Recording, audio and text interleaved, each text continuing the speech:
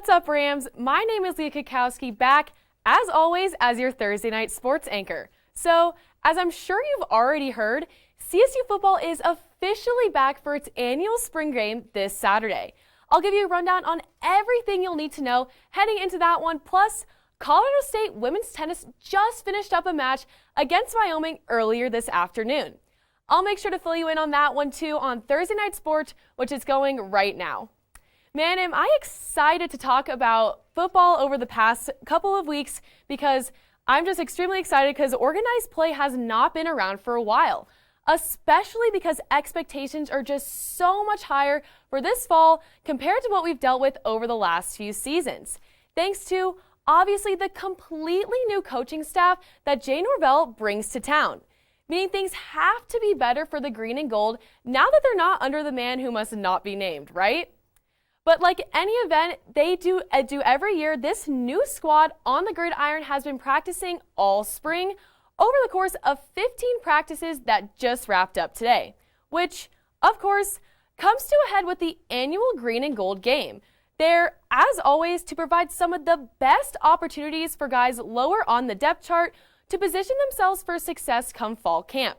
And, of course, act as an indicator to see how far this team has truly come in the past month or so of organized work.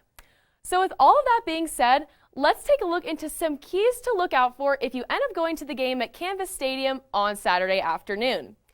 Starting things off on offense, as Cam told you on Monday, one of the most outstanding guys from last season had to be senior Ty McCullough, who put up a total of 415 receiving yards this past fall. And sure, I get it. That doesn't seem like a lot through 12 games. But hey, look at it this way. Ty was in an offense that ran the ball like 70% of the time. So yeah, I'd say he did pretty well. And moving on, McCullough definitely isn't the only returning presence that's positioned to make some noise in a few months. 3-year starter Dante Wright is also still in that receiving room. And with his versatility at both returner spots, I expect him to get the ball a lot on sweeps, reverses, and screens in order to manufacture him some touches and explosive plays. And of course, these two aren't the only guys on this offense unit who will no doubt make a massive impact in Coach Norvell's first season.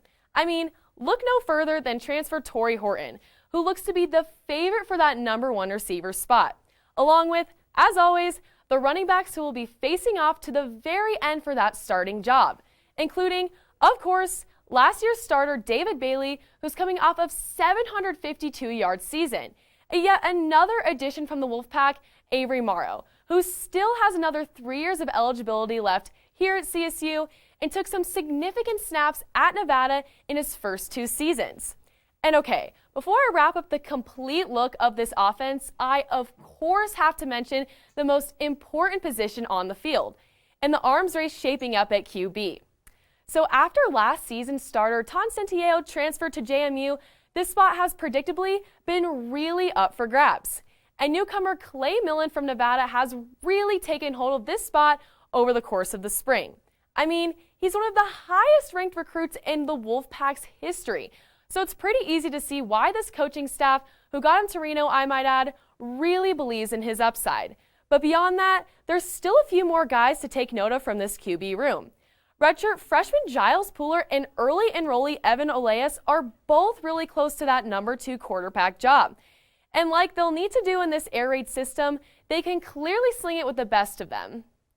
And finally, I can wrap things up tonight because that is unfortunately all the time that we have tonight. But make sure to tune in on Monday for yet another edition of Monday Night Sports.